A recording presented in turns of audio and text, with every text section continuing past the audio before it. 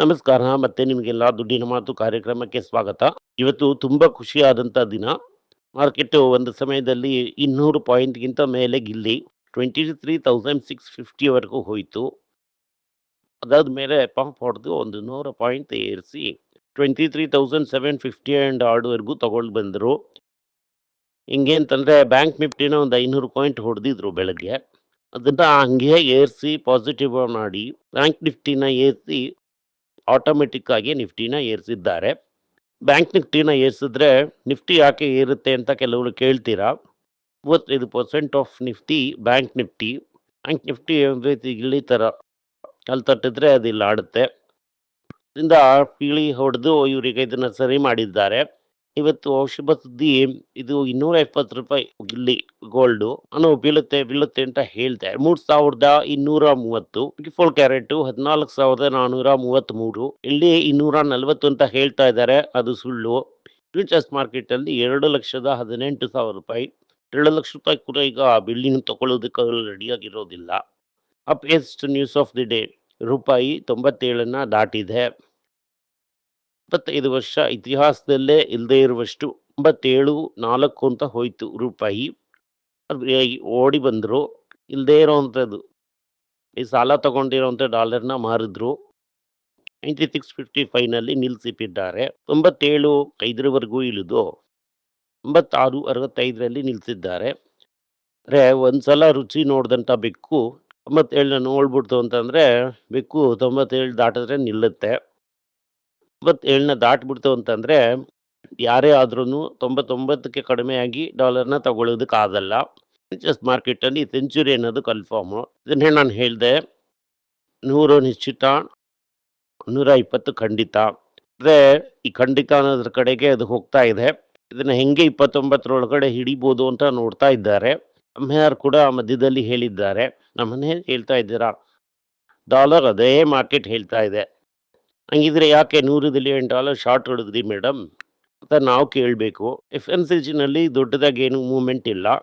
Auto, metal ಎಲ್ಲ ಖಾಲಿ. IT 0.8 ಖಾಲಿ. ಪಾನ್ಪ ಕೂಡ ಲೈಟಾಗಿ ಖಾಲಿ.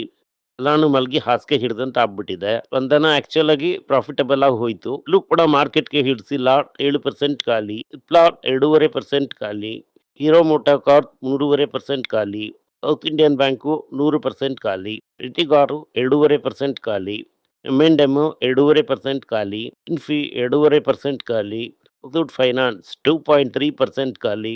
ಟಾಟಾ ಪ್ಯಾಸೆಂಜರ್ 1.25% ಖಾಲಿ. ಮಣಪ್ಪುರಂ 1.25% ಖಾಲಿ. ಟಾಟಾ ಕಮರ್ಷಿಯಲ್ 1.6 ಖಾಲಿ. ಕಲ್ಯಾಣ 2% ಖಾಲಿ. ಇಂಡಸ್ಇಂಡ್ ಬ್ಯಾಂಕ್ 1.5% ಖಾಲಿ. ಟಾಟಾ ಕನ್ಸ್ಯೂಮರ್ ಇವತ್ತು ರಿಸಲ್ಟ್ನ ಕೊಡಲಿದ್ದಾರೆ. ಇದೇನೇ ಇವತ್ತು ಇಲ್ಲಿಯವರೆಗೂ ಬಂದಿರುವಂಥ ಸುದ್ದಿ. ಹೊಸ ತೈಲ 100ನ್ನ ದಾಟಿದೆ. ಅದರಿಂದ ರೂಪಾಯಿ ಪ್ರೆಷರಲ್ಲಿರುತ್ತೆ. 97ಕ್ಕೆ ಮುತ್ಕೊಡ್ತು.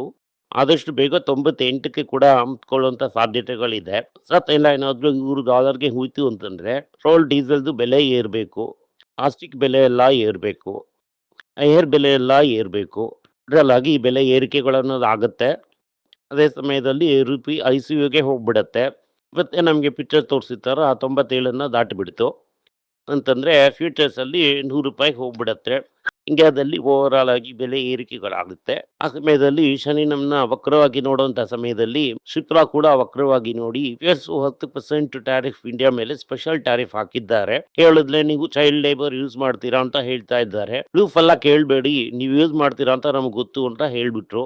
ಅದರಿಂದ ಎಕ್ಸ್ಪೋರ್ಟ್ ಮಾರ್ಕೆಟ್ಗೂ ಹಿಟ್ಟು, 16 ದೇಶಕ್ಕೆ ಹಿಟ್ಟು, ನಮಗೂ ಹಿಟ್ಟು.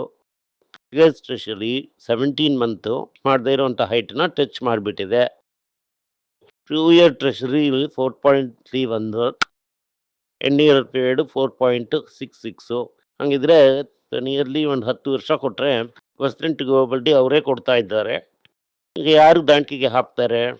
ಸಿಪ್ಲಾದ Q1 ಪ್ರಾಫಿಟ್ಟು 60% ಕಡಿಮೆ ಆಗಿದೆ. ಇಂಡಿಯಾದಲ್ಲಿ ಸೂಪರ್ ಆಗಿ ಗ್ರೋತ್ ಆದರೂ ಕೂಡ ಅದು ಗ್ರೇಸ್ ಪ್ಲಾಂಟ್ ಒಂದು ನೋಟಿಸ್ ಕೊಟ್ಟು ಕ್ಲೋಸ್ ಆಯ್ತಲ್ಲ, ಅದನ್ನು ತೆಗೆಯೋವರೆಗೂ ಈ ಪ್ರಾಬ್ಲಮ್ ಸಾಲ್ವ್ ಆಗಲ್ಲ. ಅದೇ ಥರ ಸೆಮಿಗ್ಲೂಟೈಡಲ್ಲಿ ಎಕ್ಸ್ಪೆಕ್ಟ್ ಮಾಡಿದಂಥ ಲೆವೆಲಲ್ಲಿ ಮಾರ್ಕೆಟ್ ಇಲ್ಲ. ಅದರಿಂದ ಸಿಪ್ಲಾಗೆ ಈಗ ಸಮಯ ಸರಿ ಇಲ್ಲ. ಇನ್ಫೋಸಿಸ್ಸು 12% ಪ್ರಾಫಿಟ್ ಏನು ಏರಿದೆ ಅನ್ನೋದು ಬಿಟ್ಟರೆ ಎಲ್ಲದರಲ್ಲೂ ಒಂದು ಪರ್ಟಿಕ್ಯುಲರ್ ಪ್ರಾಬ್ಲಮ್ ಇದೆ. ಹರೀಶ್ ಕುಮಾರ್ ಗಾಸ್ ಅಂತ ಅನ್ನೋರೆ ಹೊಸ ಸಿಇಒ ಡೆಸಿಗ್ನೇಟ್. ಅವರು 30 ವರ್ಷದಿಂದ ಇನ್ಫೋಸಿಸ್ ಅಲ್ಲೇ ಇದ್ದಿದ್ದಾರೆ. ಅವರು ಈಗ ಎನರ್ಜಿ ಡಿಪಾರ್ಟ್ಮೆಂಟ್ ಅಲ್ಲಿ ಇದ್ದಾರೆ. ಇನ್ಫೋಸಿಸ್ ನ ADR 5% ಗಿಂತ ಮೇಲೆ ಕೆಳಗ್ ಬಿತ್ತು. ಗೆದಲ್ಲಿ ಕೂಡ ಬೀಳುತ್ತೆ ಅಂತ ಅನ್ಕೊಂಡ್ವಿ. ಅದೇ ಬಿದ್ದು ಹಂಗೆ ಸುಮ್ಮನೆ ಲೇಸ್ ಆಗೈತಿ, ಅದನ್ನ ಅಡ್ಜಸ್ಟ್ ಮಾಡಿಬಿಟ್ರು. ಓವರ್ ಆಲ್ ಆಗಿ ನೋಡಿದ್ರಿ ಅಂತಂದ್ರೆ ಏನು ದೊಡ್ಡ ಇಂಪ್ಯಾಕ್ಟ್ ಇರೋ ರೀತಿ ನನಗೆ ಕಾಣ್ತಾ ಇಲ್ಲ. ITC ಏನ್ ಹೇಳ್ತಾ ಇದ್ದಾರೆ ಅಂತಂದ್ರೆ ಈ ಸಿಗರೆಟ್ ಪೋರ್ಟ್ಫೋಲಿಯೋ ಬಗ್ಗೆ ತಿರ್ಗಾ ಯೋಚನೆ ಮಾಡಬೇಕು ಅಂತ ಹೇಳ್ತಾ ಇದ್ದಾರೆ. ಐದೆಲ್ಲ ಕಡಿಮೆ ಮಾಡ್ತಾರೆ, ಫಿಲ್ಟ್ ಬೆಳ್ದಂಗೆ ಸಿಗರೆಟ್ ಮಾರ್ಬೋದು, ಈ ರೀತಿ ಹಲವು ವಿಷಯಗಳನ್ನ ಮಾಡುತ್ತೆ. ಆಮೇಲೆ ಇನ್ನೇನು ಹೇಳ್ತಾರೆ ಅಂತಂದ್ರೆ ಅವರು ಅಡ್ರೆಸ್ ಮಾಡಲಿರುವಂತ ಒಂದು FMCG ಮಾರ್ಕೆಟ್ 8 ಲಕ್ಷ ಕೋಟಿ ಇರುತ್ತೆ 2035 ಒಳಗಡೆ. ಅದರಲ್ಲಿ ಒಂದು 25% ಮಾರ್ಕೆಟ್ ಶೇರ್ ತಗೊಂಡ್ರು ಕೂಡ ಅದಕ್ಕೆ 3 ಲಕ್ಷ ಕೋಟಿ ಹತ್ತತ್ರ ಮಾರ್ಕೆಟ್ ಇರುತ್ತೆ. ಅವ್ರು ಹೇಳುವಂಥದ್ದು ಈ 3 ಲಕ್ಷ ಕೋಟಿ FMCG ಮಾಡ್ತೀವಿ ಅಂತ ಹೇಳ್ತಾ ಇದ್ದಾರೆ. He will become India's largest FMCG player. ಮುಂದಿನ ಯುನಿಲಿವರ್ ಆಗೋ ಅಥವಾ ಮುಂದಿನ ನೆಸ್ಲೆ ಆಗೋ ಅಟ್ಲೀಸ್ಟ್ ಎಮರ್ಜ್ ಆಗೋದಕ್ಕೆ ಚಾನ್ಸಸ್ ಇದೆ. ಹೆವಿ ಆಗಿ FMCG ನಲ್ಲಿ ಇನ್ವೆಸ್ಟ್ ಮಾಡ್ತಾ ಇದ್ದಾರೆ. ಇಂಡಿಯಾದಲ್ಲೂ ಸರಿ, ವರ್ಲ್ಡ್ ಅಲ್ಲೂ ಸರಿ, one of the largest FMCG player ಆಗ್ಬಿಡ್ತಾರೆ. ಇದರಿಂದ ಅವರಿಗೆ ಒಂದು ದೊಡ್ಡ ಅಡ್ವಾಂಟೇಜು. ಅದರಿಂದ ITC ನ ಕನ್ಸಿಡರ್ ಮಾಡೋದು ನಮಗೆ ಒಳ್ಳೆಯದು. ಸ್ಪಂದನ ಪೂರ್ತಿ ಕಷ್ಟಪಟ್ಟು ಓಡ್ ಬಂದು ಪ್ರಾಫಿಟ್ ನೀಡಿದ್ದು, ಕಷ್ಟಪಟ್ಟು ಓಡ್ ಬಂದು 12,000 ಕೋಟಿ ಪ್ರಾಫಿಟ್ ನ ತೋರಿಸಿದ್ದಾರೆ. ಅಂದ್ರೆ ಇದ್ರಲ್ಲಿ ಏನ್ ಪ್ರಾಬ್ಲಮ್ ಅಂತಂದ್ರೆ ಹಲವು ಸಮಸ್ಯೆಗಳಿದೆ. ಲಿವರೇಜ್ ತುಂಬಾನೇ ಜಾಸ್ತಿ ಆಗಿದೆ.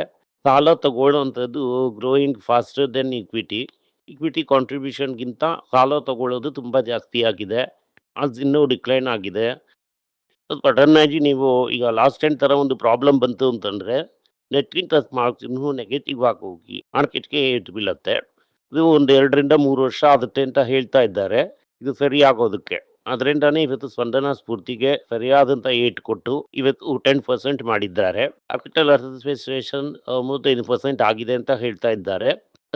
ಬಜಾಜ್ ಫ್ಯಾಮಿಲಿ ಇದನ್ನ ದುಡ್ಡು ಹಾಕಿ ಅದನ್ನ ಸೇವ್ ಮಾಡ್ಕೋತಾರೆ. ವಿಟ್ರೋ ಕನ್ಸ್ಯೂಮರ್ ಏನ್ ಮಾಡಿದ್ದಾರೆ ಅಂತಂದ್ರೆ ಹೋಮ್ ಇಲ್ಲ, ಗುಡ್ ಹೋಮ್ ಅಂಡ್ ಇವಾಸೆಂಟ್ ಪ್ರಾಡಕ್ಟ್ 286 ಕೋಟಿ ದುಡ್ಡು ಕೊಟ್ಟು ತಗೊಂಡಿದ್ದಾರೆ. ಇದೊಂದು 3 ದಿನಕ್ಕೆ ಮುಂಚೆ ಇದೆ ಫಿಲಿಪೀನ್ಸ್ ಎಸ್ಪೆಂಟ್ ಹತ್ರ ತಗೊಂಡಿದ್ರು. ಡಾಕ್ಟರ್ ರೆಡ್ಡಿ ಏನ್ ಹೇಳ್ತಾ ಇದ್ದಾರೆ ಅಂತಂದ್ರೆ ಅಂಬರ್ ಒಳಗಡೆ API ಸರಿ ಮಾಡಿ ನ್ಯೂಕ್ಲಿಯೋಟೈಡ್ ರೆಡಿ ಹಾಕಿ ಸಪ್ಲೈನ ಶುರು ಮಾಡ್ಬಿಡ್ತೀವಿ ಅಂತ ಹೇಳಿದ್ದಾರೆ. ಇಸ್ ಡೈಡರ್ಸ್ ಲೈಫ್ ಸೈನ್ಸಸ್ ಸಿಕಲ್ ಡಿಸೀಸ್ ಅಂದ್ರೆ ಸಿಕಲ್ ಸನ್ ಡಿಸೀಸ್ಗೆ ಟ್ರೈನ್ ಆಫ್ ಡ್ರಗ್ಸ್ ನ ಶುರು ಮಾಡಿದ್ದಾರೆ. ಇದು ಸಕ್ಸಸ್ ಆಯ್ತು ಅಂತ ದೊಡ್ಡದಾಗಿ ಮಾರ್ಕೆಟ್ ಅಲ್ಲಿ ತುಂಬಾ ಇಂಪ್ಯಾಕ್ಟ್ ಮಾಡುತ್ತೆ. $1 ಬಿಲಿಯನ್ US ಫಂಡ್ಸ್ ರೀಚ್ ಮಾಡಿದ್ದಾರೆ. ಇಂಡಸ್ಇಂಡ್ ಬ್ಯಾಂಕು ದಬಾಕೊಂಡಿದೆ. 22% ಪ್ರಾಫಿಟ್ ಇದ್ರೂ ಕೂಡ ಫ್ಯೂಚರ್ ಸರಿಯಾಗಿರುತ್ತಾ ಅಂತ ಗೊತ್ತಿಲ್ಲದೆ ಇರೋದ್ರಿಂದ ಫ್ಯೂಚರ್ ಶೇರ್ಸ್ ಇನ್ನೂ ಕೂಡ ಬಿದ್ದಿದೆ. ಅರ್ಜುನ್ ಟ್ರೇಡಿಂಗ್ ಫಂಡ್ ಮಂಗಾತಾಡು ಅಂತ ಫಂಡು 1,36,000 ಕೋಟಿ ಆಗಿ ಏರಿದೆ ಜೂನಲ್ಲಿ. ಅದಾದ್ಮೇಲೆ ಟೆಸ್ಲಾನು ಆಲ್ಫಾಬೆಟ್ ಕಡಿಮೆ ಆಗಿ ಪೆಂಡಿಂಗ್ ಕನ್ಸರ್ನ್ಸ್ ಇಂಪ್ರೂವ್ ಆಗಿದೆ. ದಟ್ ಈಸ್ ಬೇಸಿಕ್ಲಿ ಇದು ಜಾಸ್ತಿ ಆಗಿದೆ. ಪೆಂಡಿಂಗ್ ಕನ್ಸರ್ನ್ ಜಾಸ್ತಿ ಆಗಿದೆ. ಇಲಾನ್ ಮಸ್ಕ್ ಏನ್ ಹೇಳ್ತಾರೆ ಅಂತಂದ್ರೆ ಹಿಂದ್ ಕಾಲದಲ್ಲಿ ಈ ಟೆಸ್ಲಾನು ಸ್ಪೇಸ್ ಎಕ್ಸ್ ಮರ್ಜ್ ಮಾಡ್ಬಿಡ್ತೀನಿ ಅಂತ ಹೇಳ್ತಾ ಇದ್ದಾರೆ. ಡೊಮೆಸಾಕೋ ಏನ್ ಹೇಳ್ತಾರೆ ಅಂತಂದ್ರೆ ಇಂಡಿಯಾದಲ್ಲಿ ಲಾಂಗ್ ಟರ್ಮ್ ಆಗಿ ಅವರು ಕಮಿಟೆಡ್ ಆಗಿರ್ತಾರೆ ಸಿಂಗಾಪುರ್ ಕಂಪನಿ. ಅದರಿಂದ ಡೆಮೆಸಾಕ್ ಮಣಿಪಾಲ್ ಇಂದ IPO ಅನ್ನೋದು ಹೋಗಲಿದೆ. ಅದರಿಂದ ಈಗ $1 ಬಿಲಿಯನ್ IPO. ಮೇಯ್ನ್ ಆಗಿ ನಂಗೆ ಏನ್ ಅನ್ನಿಸ್ತಾ ಇದೆ ಅಂತಂದ್ರೆ ಡೆಮೆಸಾಕ್ ಅನ್ನೋದು ಒಂದು ಒಳ್ಳೆ ಕಂಪನಿ ಆಗಿದ್ದು, ಏನಾದ್ರು ಸಮಸ್ಯೆ ಅಂದ್ರೆ ಟರ್ನ್ ಅರೌಂಡ್ ಮಾಡೋದಕ್ಕೆ ದುಡ್ಡನ್ನ ಕೊಡ್ತಾರೆ. ಟರ್ನ್ ಅರೌಂಡ್ ಮಾಡಾದ್ಮೇಲೆ ಕಂಪನಿನ ತಗೊಂಡ್ಬಿಡ್ತಾರೆ. ಅದರಿಂದ ಇದು ಕೂಡ ಒಂದು ದೊಡ್ಡ ಪ್ರಾಬ್ಲಮ್. ಫಾರಿನ್ ಓನರ್ಶಿಪ್ 49.5% ಇದೆ. ಅದೇನೆ ಇದು IOCC ಹಂಗಂತಂದ್ರೆ Indian ownership company owned Indian own the control company sudden ತಗೊಂಡ್ ಬರಬೇಕು ಅಂತ ನೋಡ್ತಾ ಇದ್ದಾರೆ. ಇದು ಓವರ್ ಆಲ್ ಆಗಿ ಟ್ಯಾಕ್ಸ್ ನ ಪಾಸಿಟಿವ್ ಆಗಿ ಇಂಪ್ಯಾಕ್ಟ್ ಮಾಡುತ್ತೆ. ಈ ವಿಡಿಯೋ ನಿಮ್ಗೆ ಇಷ್ಟ ಆಗಿದ್ರೆ ವಿಡಿಯೋನ ಲೈಕ್ ಮಾಡಿ, ನಮ್ಮ ಚಾನಲ್ ನ ಸಬ್ಸ್ಕ್ರೈಬ್ ಮಾಡಿ, ಬೆಲ್ ನೋಟಿಫಿಕೇಶನ್ ತಟ್ಟಿ. ಈ ವಿಡಿಯೋನ ಸಾಧ್ಯ ಆದ್ರೆ ನಿಮ್ಮ ಸಂಬಂಧಿಕರಿಗೂ ಸ್ನೇಹಿತರಿಗೂ ಕಳಿಸಿ, ಅವರಿಗೂ ನೋಡೋದಕ್ಕೆ ಹೇಳಿ. ಧನ್ಯವಾದಗಳು. ಎಲ್ಲರಿಗೂ ನಮಸ್ಕಾರ. ಮಕ್ಕಳಿಗೋಸ್ಕರ financial literacy money for nothing ಅಂತ 2ನೇ ಪಾರ್ಟ್. ಇದರಲ್ಲಿ ಚೆಕ್ ಬರೆಯೋದು ಹೇಗೆ, ಡೆಪಾಸಿಟ್ ಸ್ಲಿಪ್ ಬರೆಯೋದು ಹೇಗೆ, ಇದು ಹೇಗೆ ಬಂದಿದೆ, ವಾಟರಿಂದ ಡಿಮಾನಿಟೈಸೇಷನ್ ವರೆಗೂ ಎಲ್ಲವನ್ನು ಕವರ್ ಮಾಡಿದ್ದೀವಿ. 12 ವರ್ಷದ ಮಕ್ಕಳಿಗೆ ಇದು ತುಂಬಾ ಯೂಸ್ಫುಲ್ ಆಗಿರುತ್ತೆ. ಈ ಬುಕ್ ಈಗ ಸದ್ಯಕ್ಕೆ ಸ್ಪೆಷಲ್ ಪ್ರೈಸ್ ಅಲ್ಲಿ $450 ಕೊಡ್ತಾ ಇದ್ದೀವಿ. ಇದನ್ನ ಯೂಸ್ ಮಾಡ್ಕೊಳ್ಳಿ. ಧನ್ಯವಾದಗಳು. ದುಡ್ಡಿನ ಮಾತು ವೆಬ್ಸೈಟ್ ನ ಸಬ್ಸ್ಕ್ರೈಬ್ ಮಾಡಿ. 1 ವಾರಕ್ಕೆ 4 ಪ್ರೀಮಿಯಂ ಆರ್ಟಿಕಲ್, ರೀ ಆರ್ಟಿಕಲ್ಸ್ ಒಂದು 10ರಿಂದ 15 ನಾವು ಹಾಕ್ತಾ ಇದ್ದೀವಿ. ಇದರ ಸಬ್ಸ್ಕ್ರಿಪ್ಷನ್ ಒಂದು ತಿಂಗಳಿಗೆ ₹99 ಅಷ್ಟೇ. ಹೇಳುವಂತ ಕಾನ್ಸೆಪ್ಟ್ಸ್ ನ ಗ್ರೇಟ್ ಆಗಿ ಎಕ್ಸ್ಪಾಂಡ್ ಮಾಡಿ ಇದನ್ನ ಓದಿದ್ರೆ ನಿಮ್ಗೆ ತುಂಬಾ ಯೂಸ್ಫುಲ್ ಆಗಿರುತ್ತೆ. ಧನ್ಯವಾದಗಳು. ನಮಸ್ಕಾರ. ಮಕ್ಕಳಿಗೋಸ್ಕರ ಒಂದು ಬುಕ್ ನ ಲಾಂಚ್ ಮಾಡಿದ್ವಿ, ಅದು ತುಂಬಾ ಸಕ್ಸಸ್ಫುಲ್ ಆಗಿದೆ. ಯಾರಿಗೆಲ್ಲ ಆ ಬುಕ್ ಬೇಕೋ ನಮ್ಮ ಟೀಮ್ ನ ಕಾಂಟ್ಯಾಕ್ಟ್ ಮಾಡಿ. ಕೆಳಗಡೆ ಇರುವಂತ ನಂಬರ್ ಅಲ್ಲೂ ವೆಬ್ಸೈಟ್ ಅಲ್ಲೂ ನೀವು ನಮ್ಮನ್ನ ಕಾಂಟ್ಯಾಕ್ಟ್ ಮಾಡಿದ್ರೆ ನೀವು ಆ ಬುಕ್ ನ ತಗೋಬಹುದು. ಬೇರೆ ನಮ್ಮ ಬುಕ್ ಗಳು ಕೂಡ ಅವೈಲೇಬಲ್ ಆಗಿದೆ. ನೀವು ಇದನ್ನ ನಮ್ಮ ವೆಬ್ಸೈಟ್ ಮುಖಾಂತರನೂ ತಗೋಬಹುದು. ಕೆಳಗಡೆ ಇರುವಂತ ವಾಟ್ಸ್ಆಪ್ ನಂಬರ್ಗೆ ಮೆಸೇಜ್ ಮಾಡಿ ಕೂಡ ತಗೋಬಹುದು. ನಿಮಗೆ ಏನಾದ್ರೂ ಸಂದೇಹ ಇದ್ದು ನನ್ನನ್ನು ಕಾಂಟ್ಯಾಕ್ಟ್ ಮಾಡಬೇಕು ಅಂತ ಅನ್ಕೊಂಡ್ರಿ ಅಂದ್ರೆ ಸ್ಕ್ರೀನ್ ಮೇಲೆ ಬರ್ತಾ ಇರುವಂತ ಮೇಲ್ ಐಡಿಗೆ ಮೆಸೇಜ್ ಮಾಡಿ, ನಮ್ಮ ಟೀಮ್ ನಿಮ್ಮನ್ನ ಕಾಂಟ್ಯಾಕ್ಟ್ ಮಾಡ್ತಾರೆ.